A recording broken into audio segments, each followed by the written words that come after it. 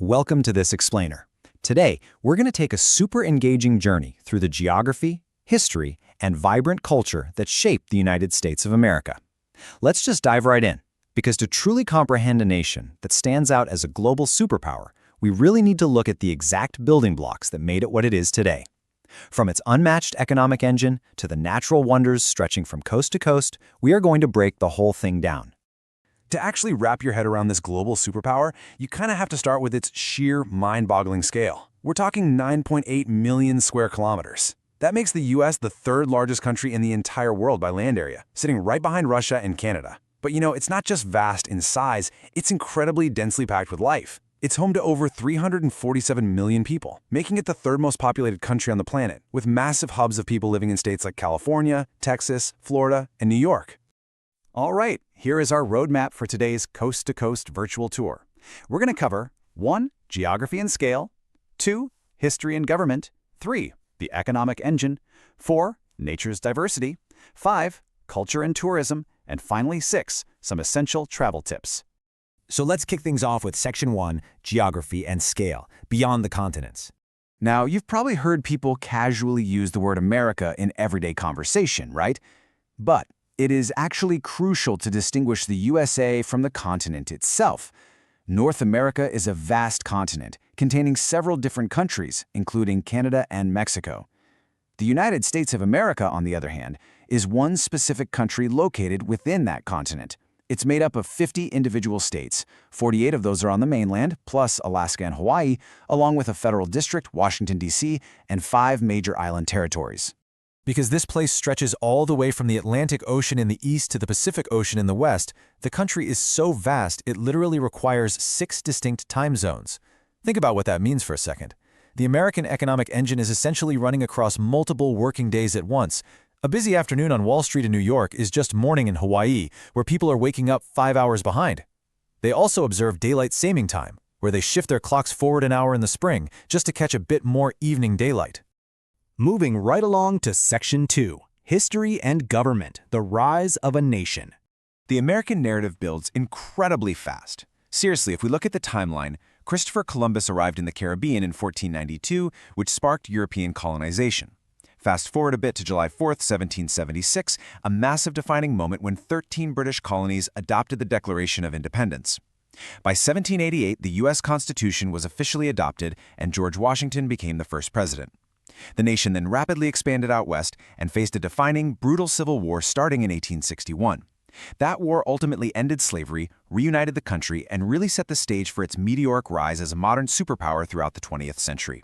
So how do you manage a nation that's growing this fast? Well, the founders established a constitutional republic. Basically, this is a representative democracy where the government has to operate strictly according to the Constitution, and everyday citizens elect representatives to make decisions for them. Crucially, they use a federal system. This means power is strategically shared. It's divided between the central federal government in Washington, D.C., and the individual state governments, with the president serving as both the head of state and the head of government. And right at the core of this government is an absolutely fascinating phrase, e pluribus unum. It is the national motto, and it literally translates to, out of many, one. You can actually spot this written on the Great Seal of the United States, clutched right in the beak of the iconic bald eagle. It perfectly captures the whole American story, really, how 13 completely distinct, original colonies united their unique identities to form one single, incredibly powerful nation. Which brings us nicely to Section 3. The economic engine, a mixed approach. What's really interesting here is that the U.S. doesn't just blindly follow one single economic philosophy. It operates as a mixed economy. On one side of the coin, you have the massive, roaring engine of capitalism, a fiercely strong private sector driving high-speed tech innovation and productivity. But on the flip side, we actually see elements of socialism, where the government takes a very active, necessary role in essential sectors like healthcare, education, and infrastructure. It's this specific balance, fueled by abundant natural resources and a huge services sector, that makes the US dollar the world's primary reserve currency today. All right, let's step outside for Section 4, Nature's Diversity, from deserts to glaciers. The sheer physical size of the U.S. guarantees some pretty incredible environmental diversity. Depending on where you travel, you can experience a totally different climate. You can literally brave the freezing Arctic winds of Alaska, which is home to Denali, the highest peak in North America. Or you can sweat it out in the scorching deserts of Nevada and California, where you'll find Badwater Basin, the absolute lowest point in the country. From the humid tropical rains of Florida to the cool coastal breezes of California, the ecological variety here is just staggering. And flowing right through these diverse climates are some of the most impressive waterways on Earth. Take the Missouri River, which is the longest in the country, or the mighty Mississippi River, which literally divides the eastern and western halves of the United States. Plus, up north, shared with Canada, are the Great Lakes: Superior, Michigan, Huron, Erie, and Ontario. Together, these lakes hold a massive portion of the world's entire freshwater supply, and they serve as absolutely critical transport routes that fuel that very same economy we just talked about. Let's move on to the human experience with Section 5, Culture and Tourism, the virtual tour. Every single year, millions of tourists flock to see landmarks that are recognizable in almost every corner of the globe. In New York City, you've got the magnificent Statue of Liberty, an awe-inspiring 305-foot-tall gift of friendship from France. Over on the West Coast, Los Angeles absolutely dazzles with the glamour of the Hollywood sign, while San Francisco shows off the brilliant orange-red suspension cables of the Golden Gate Bridge. And of course, over in the capital of Washington, D.C., you have the historic White House, the absolute epicenter of American political power. But you know, American culture isn't just about buildings and monuments.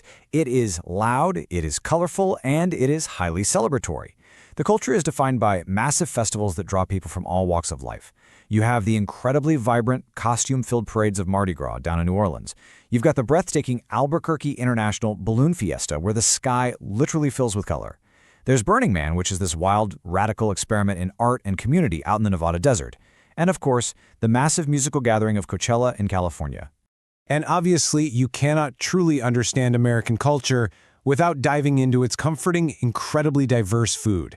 American cuisine is this amazing melding of the many, many cultures that settled there. It ranges from classic street-style hot dogs and juicy cheeseburgers to creamy macaroni and cheese. If you head down south, you'll find rich, spicy Louisiana gumbo, and on the coasts, you've got thick, comforting clam chowder. And to finish off any meal, you have the deeply traditional slice of baked apple pie. Let's wrap things up with Section 6, Essential Travel Tips, Navigating the USA. So if everything we've talked about has you inspired to book a direct flight from Delhi, Mumbai, or Bengaluru, you'll definitely want to keep a few crucial cultural norms in mind. First up, the peak tourist season generally runs from March to August when the weather is warmer. Once you get there, remember that leaving a generous tip at restaurants isn't just a polite suggestion, it is an absolute expectation. Also, smoking in public places is heavily restricted or outright banned. And finally, Americans really value their independence and individuality, which translates physically, always be sure to respect people's personal space. From its massive, dynamic economy to the breathtaking heights of its national parks and the absolute non-stop energy of its bustling cities, the United States offers this endless buffet of experiences. We've deconstructed the geography, the history, and the culture right here today. So I'll leave you with this final thought.